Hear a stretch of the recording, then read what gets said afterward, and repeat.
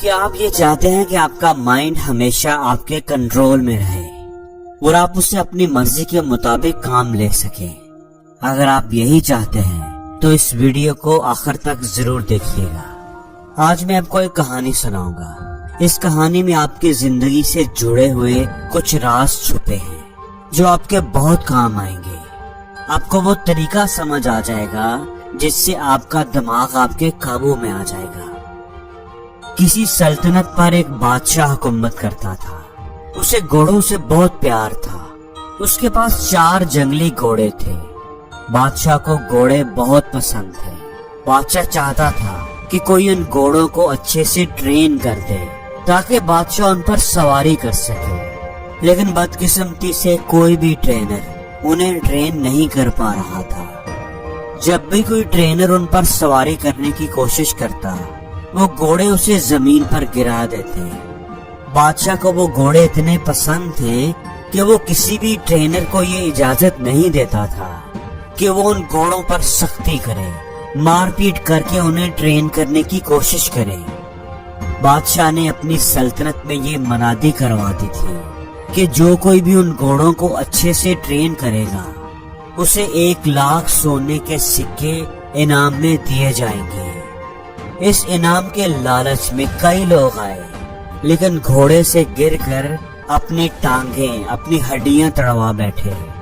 پھر ایک دن ایک نوجوان ٹرینر بادشاہ کے دربار میں آیا اور کہا کہ میں آپ کے گھوڑوں کو ٹرین کر سکتا ہوں، لیکن میری 2 شرطیں ہیں۔ بادشاہ تھوڑا حیران ہوا۔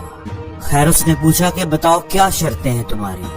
ٹرینر بولا کہ میری پہلی شرط تو یہ ہے کہ ان گھوڑوں کو ٹرین کرنے کے لیے مجھے 1 سال کا وقت دیا جائے، اور میری دوسری شرط یہ ہے کہ مجھے ایک کافی بڑی اور کھلی جگہ دی جائے جس میں میں ان گھوڑوں کے ساتھ رہوں گا۔ میں ہی ان گھوڑوں کی دیکھ بھال کروں گا اور ان کے کھانے پینے کا انتظام کروں گا۔ اس جگہ کے ارد گرد کافی اونچی دیوار ہونی چاہیے تاکہ کوئی بھی اندر آ کر مجھے ڈسٹرب نہ کر سکے۔ بادشاہ نے سوچا کہ جہاں اتنا کچھ کیا ہے وہاں یہ بھی کر کے دیکھ لیتا ہوں۔ بادشاہ نے کہا ٹھیک ہے، تم کل سے آ جانا، تمہاری ساری شرطیں پوری کر دی جائیں گی۔ وہ ٹرینر وعدے کے مطابق کل آ گیا اور سبھی گھوڑوں کو ایک بڑے سے باڑے میں لے جا کر کے اس نے چھوڑ دیا، کھلا چھوڑ دیا۔ اب وہ 4 گھوڑے باڑے کے اندر ادھر ادھر دوڑنے لگے۔ اب ٹرینر نے کیا کیا کہ باڑے کی دیوار کے ساتھ ساتھ دوڑنے لگا۔ کچھ دیر دوڑ بھاگ کرنے کے بعد اس نے گھوڑوں کو چارہ کھلایا، پانی پلایا، خود بھی کھانا کھایا اور آرام سے اسی باڑے میں لیٹ گیا۔ گھوڑے اب بھی باڑے کے اندر آزاد تھے، کسی کو کوئی رسی نہیں باندھی گئی تھی۔ شام کو وہ ٹرینر پھر اٹھا اور باڑے کی دیوار کے ساتھ ساتھ دوڑنے لگا۔ جب وہ دوڑتا تھا تو گھوڑے بھی ادھر ادھر بھاگتے تھے۔ جب شام ہوئی تو اس نے گھوڑوں کو کھانا کھلایا، پانی پلایا، خود بھی اپنا کھانا کھایا، گھوڑوں کو رسی سے باندھا اور خود بھی ان کے ساتھ ہی زمین پر چٹائی بچھا کر سو گیا۔ صبح ہوئی تو ٹرینر گھوڑوں کو کھول کر باڑے میں بھاگنے لگا۔ اب یہی اس کا روز کا معمول تھا۔ وہ ٹرینر دن بھر گھوڑوں کو کھلا رکھتا، انہیں کھانا کھلاتا، نہلاتا دھلاتا، ان سے پیار کرتا، ان سے کھیلتا اور شام کو انہی کے ساتھ سو جاتا۔ آہستہ آہستہ گھوڑوں کو یہ لگنے لگا تھا کہ یہ ٹرینر ان کا دوست ہے، کیونکہ جب سے وہ ٹرینر آیا تھا وہ 4 گھوڑے آزادی محسوس کرنے لگے تھے۔ گھوڑے بھی اب ٹرینر کو پیار کرنے لگے تھے۔ ایسا کرتے کرتے 6 مہینے گزر گئے۔ ایک دن بادشاہ سلامت گھوڑوں کی ٹریننگ دیکھنے کے لیے آئے۔ بادشاہ نے دیکھا کہ باڑے میں آگے آگے ٹرینر دوڑ رہا ہے اور اس کے پیچھے پیچھے گھوڑے دوڑ رہے ہیں۔ بادشاہ کو اس کی ٹریننگ پسند آئی، وہ واپس چلے گئے۔ جب 1 سال پورا ہو گیا تو بادشاہ کو پیغام بھجوایا گیا کہ گھوڑے بالکل ٹرین ہو چکے ہیں، بالکل ریڈی ہیں۔ بادشاہ خوشی خوشی انہیں دیکھنے کے لیے آیا۔ جب بادشاہ وہاں پہنچا تو ٹرینر نے باری باری 4 گھوڑوں کو لگام ڈال کر ان پر سواری کر کے دکھایا۔ सभी घोड़े आराम से बाड़े के किनारे किनारे दौड़ लगा रहे थे। किसी घोड़े ने भी ट्रेनर को गिराने की कोशिश नहीं की। बादशाह ने पूछा कि ये तुमने कैसे किया? ऐसा तो कोई भी नहीं कर सका। तुमने ये खास काम कैसे किया? ट्रेनर ने कहा कि पहले मैं इनके साथ रहकर, इनको आजादी देकर इनका दोस्त बन गया।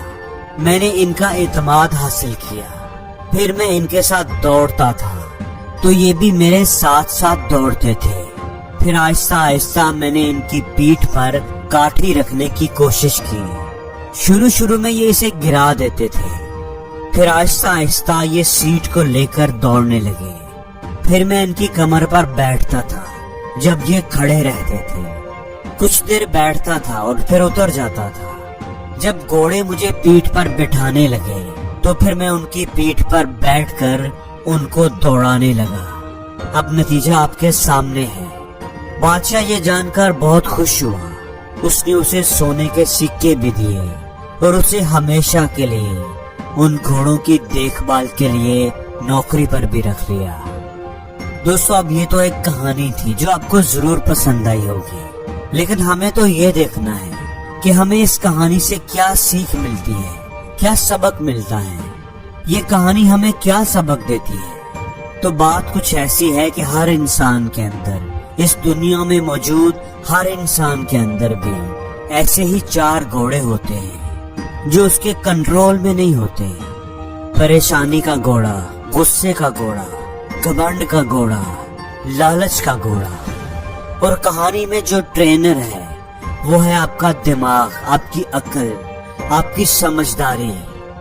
आपको अपनी अकल से उन 4 घोड़ों को ट्रेन करना चाहिए ताकि ये 4 चीजें, 4 घोड़े आपके कंट्रोल में रह सके। लेकिन इसके लिए आपको उनसे दोस्ती करनी होगी, यानी पहले उनको अच्छी तरह समझना होगा और फिर उन पर लगाम लगानी होगी। और ये सब सब्र से, आहिस्ता आहिस्ता ही होगा।